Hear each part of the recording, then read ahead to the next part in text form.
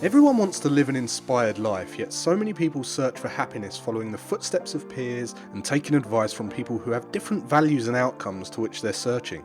There are people born into wealth, graduated from the best universities in the world, and there are people who have none of that and yet are living extraordinary lives full of fulfillment and reward. The purpose of this podcast is to share insights and strategies that allow you to question the status quo and think freely, so you can design your life and be who you want to be. We get one life. Time is our most valuable asset. I believe that when we're free and able to focus on meaningful work, we become better human beings.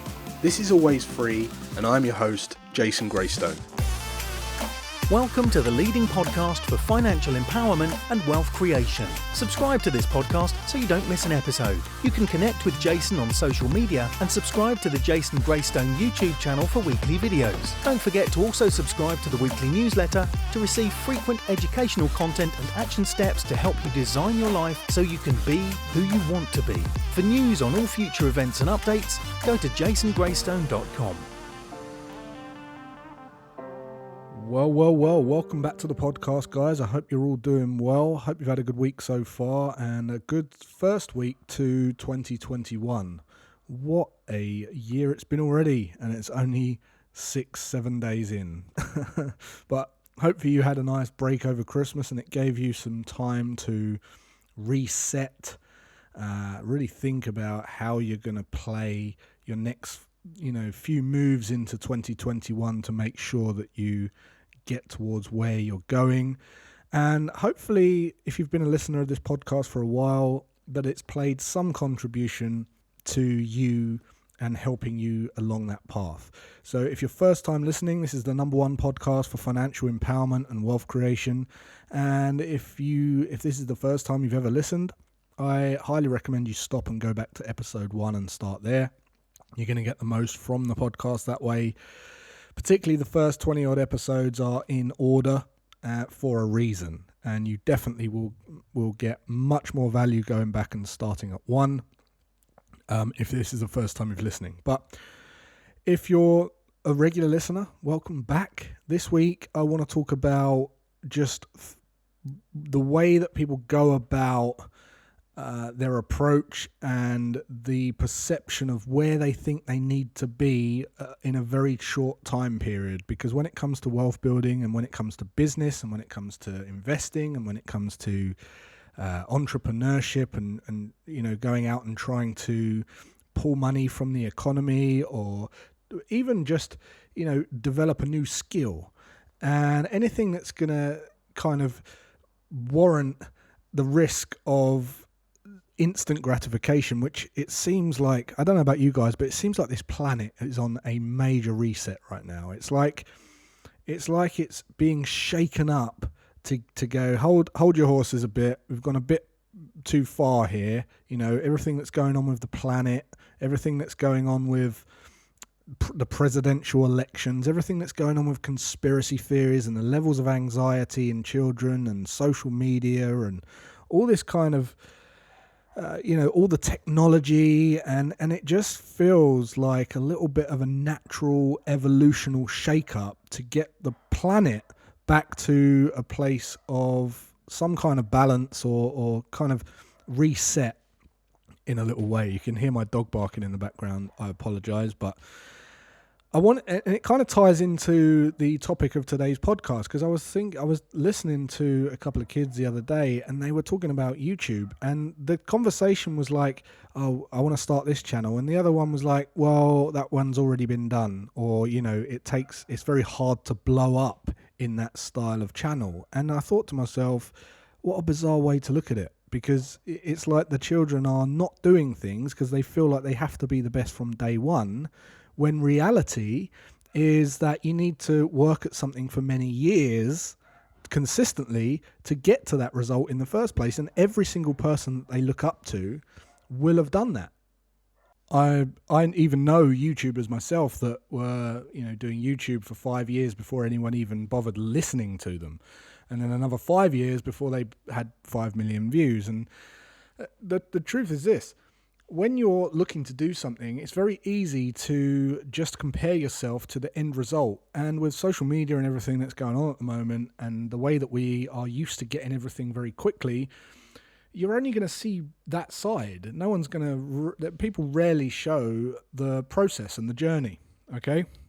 And it was apparent to me this week when I finally exited the majority of my Bitcoin and Ethereum trade, which I took back in 2018. October 2018, I did a YouTube video where I explained exactly what I was looking at, where I was going to get in, where I was going to buy, when I was going to come out, and I said I'm going to come out at 28,000. And back then, all the comments were filled with, "Oh, it's never going to 28,000, etc., etc."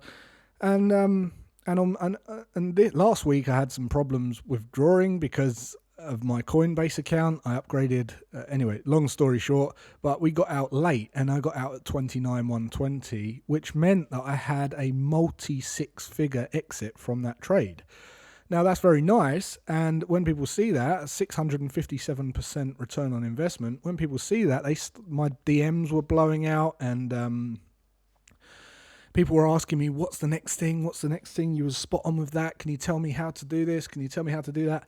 In reality, that trade was a very, very carefully calculated trade that was taken as part of a punt, which is a punt allocated from my punt section of my investment, my speculation account, which has been earned. I've earned the right to that risk. It's years and years of technical analysis, building an investment account, structuring that investment account in a way that it goes from passive right through to major speculation, so that I've got allocations of cash ready to take a punt on things like that. And then being able to stay in that thing for 2 years, which is, again, lots of work on psychology and just understanding the process and having an edge by sticking with the plan. And people think that they won't be able to do that because of just the end result. Oh, I won't be able to pull out multi-six figures out of a trade because because it's just, I can't do it on day one. And they see that and they think that that's how it should be, and then they get discouraged. Another thing is in business, okay?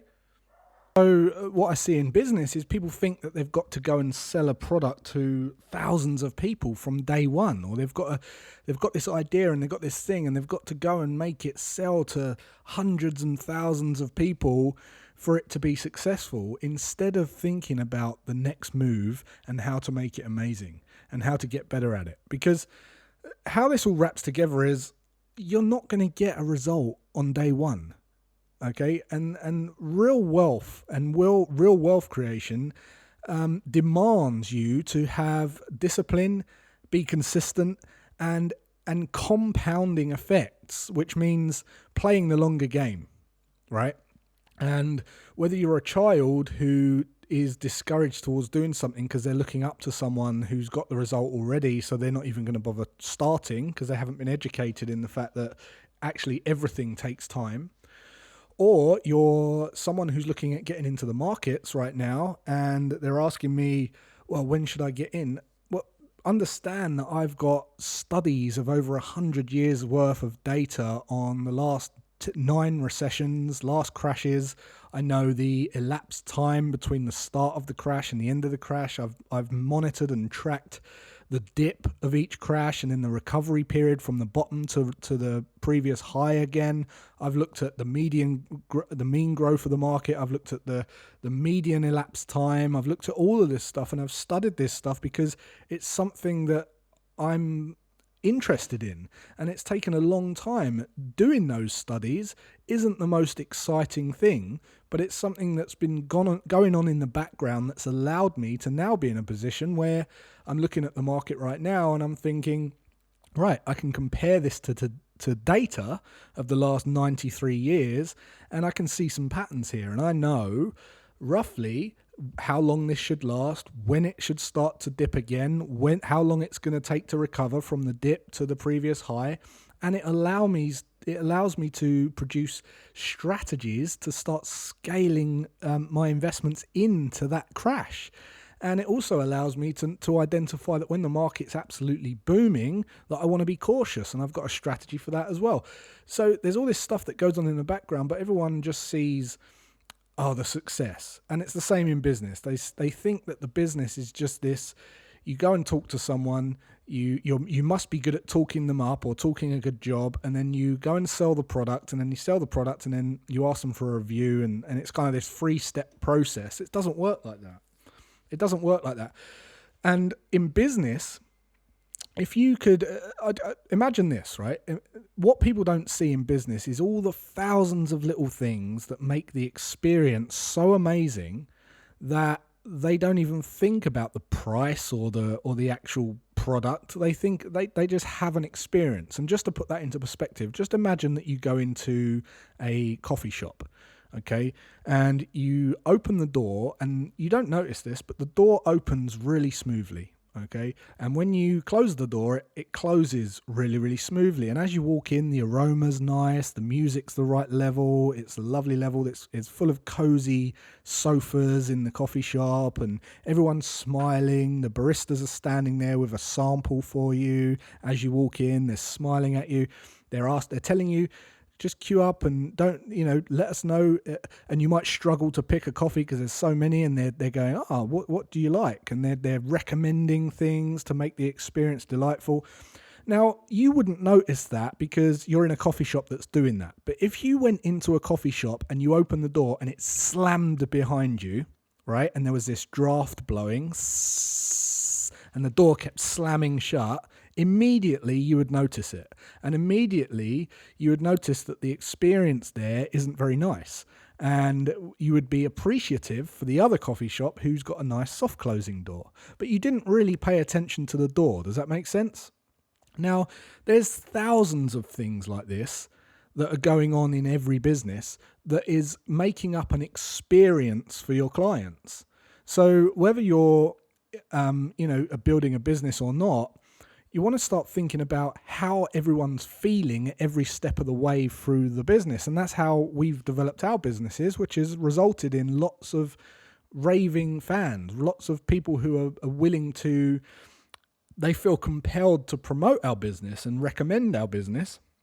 And we've done the same thing every time. You sit down and you think about, well, once they've bought the product, most business owners stop thinking there. They go, right, they bought the product. Okay, how do we then scale and how do we get onto the next thing? How about make one client love you so much that they want to tell other people because you've given them such an amazing experience?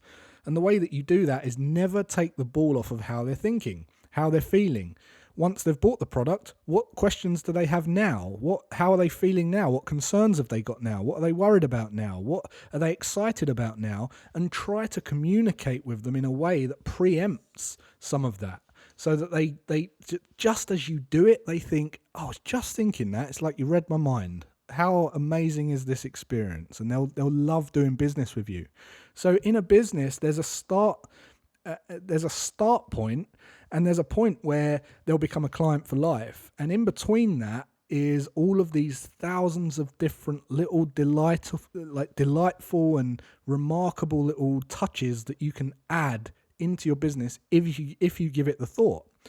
So I was watching an interview with Brian Chesky this week with, and this kind of wraps the whole podcast topic up nicely. Brian Chesky is the founder of Airbnb. And he said on this interview, he was being interviewed by a university, Stanford University, I think it was. And one of the things he said the best piece of advice I ever got was to make 100 people love you and do things that are not scalable. So in this podcast, I always talk about doing things that are infinitely scalable. And that is how I do my business. But when I start a business, my initial thought process is I want to get a result for someone and I want to make it absolutely delightful for them.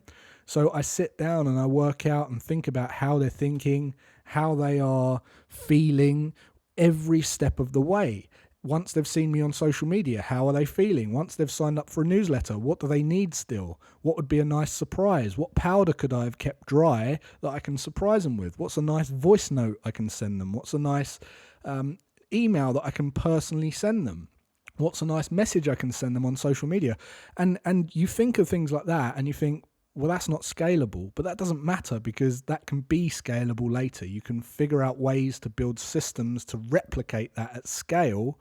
But the first thing is you need to make sure that one person loves it. Because look, if you can't sell to your parents or your friends, what makes you think you're going to be able to sell to thousands of people?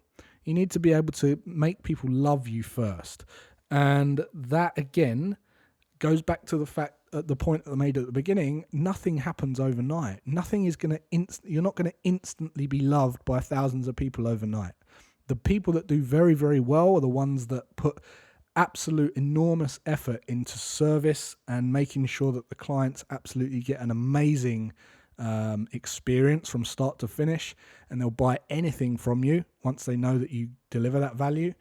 Second of all, they've taken the time to do something that interests them, that they're actually passionate about, they get up and think about naturally. So it's not just something that anyone can do most of the time. And lastly, it takes time, effort, and consistency, and it takes a long time to actually get real great, extraordinary results. Nothing happens overnight, which is why in this podcast before I've spoken about just enjoying the process. You better start now. Don't just think you're going to fall into something that is just right. You blow up overnight. It's the answer to all your prayers. You're going to all of a sudden know how to invest all your money and grow wealth, and you're going to have all this cash and you're going to sit on a beach. That is not going to happen with that mindset. So my advice is to start right now, chipping away at something that you love, and stop looking up to other people. Design your life, be who you want to be, and you will get results. I promise you. But also be very, very conscious of that back end.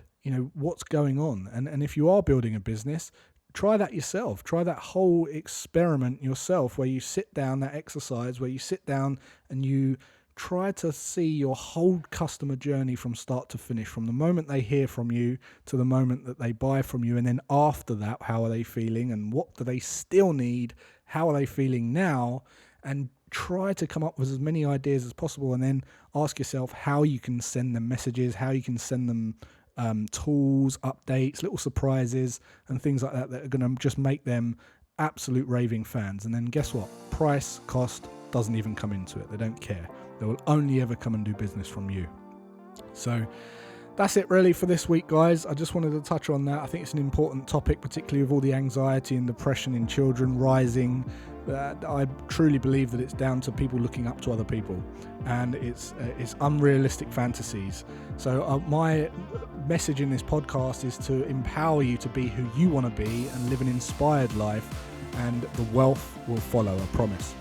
So that's it for this week, guys. Until next week, have a great rest of your day and weekend, and I'll see you then.